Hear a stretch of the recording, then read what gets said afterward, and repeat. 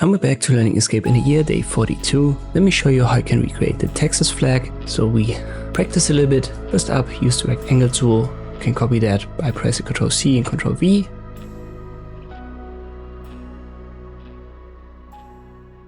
And then hold Ctrl when you rotate the third one. The snapping is enabled, so it should snap by default. If it doesn't, watch the top right. There's this magnet icon.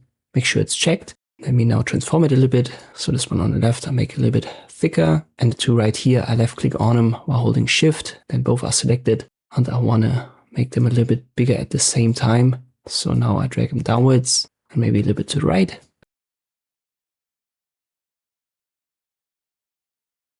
That's our starting point. The one here should be white. The one over there should be bluish. But a different blue, a little bit darker. Let me try the other swatches right here.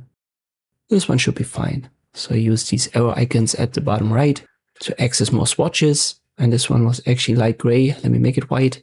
I create another rectangle on top, click on the X to get rid of fill. Then I hold Shift and left click on the black swatch. So this is our frame now. All that it takes to finish the flag is a star.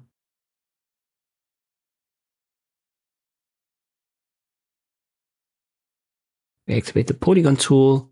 You can reset it right here. Make sure that you are on the star mode, the second mode on the top left. 5 corners. When you drag it, hold Ctrl.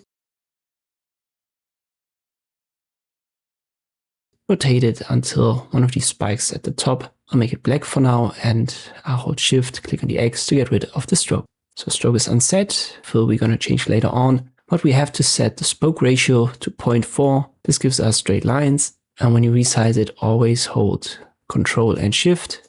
So I've positioned it here in center of the blue rectangle. Once again, the snapping has helped me in finding the center. And then I hold Shift and Ctrl while I size it up and down.